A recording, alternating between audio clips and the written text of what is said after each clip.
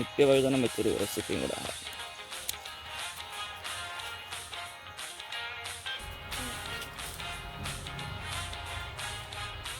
ഇത് നമ്മുടെ കൃഷിയിടത്തിലെ നിത്യവഴുതനം. ഇത് വെച്ച് നമുക്ക് മെഴുക്ക് പുരട്ടി വെക്കാം, തോരനൊക്കെ വെക്കാം. നമുക്കൊരു മെഴുക്ക് പുരട്ടി വെക്കാം. നിത്യവഴുതനം എടുത്ത് കഴുകി വൃത്തിയാക്കിയ ശേഷം ഇതുപോലെ 4ആയിട്ട് മുറിച്ചെടുക്കുക. 2 പച്ചമുളക് എടുത്ത് നടുവേ കീറിയിടുക. സവാള എടുത്ത് ഇതുപോലെ കുറുകെ മുറിച്ചിട്ട് അരിഞ്ഞെടുക്കുക.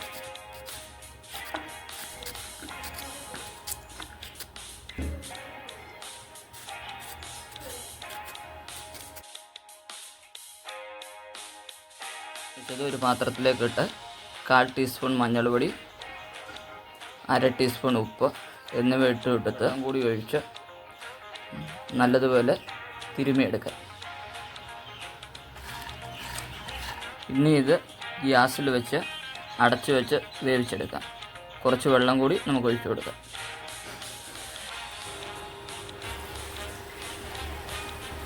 നിത്യവഴുതനം റെഡിയായിക്കൊണ്ടിരിക്കുന്നു. അങ്ങനെ നിത്യവഴുതനം വെന്തുകൊണ്ടിരിക്കുന്നു. ഇപ്പുറത്ത് മീൻ ഫ്രൈ ചെയ്തുകൊണ്ടിരിക്കുന്നു. വെന്ത് വെള്ളം വറ്റി കഴിയുമ്പോൾ ഒരു 1.5 ടീസ്പൂൺ വെളിച്ചെണ്ണ ഒഴിച്ചു കൊടുക്കുക.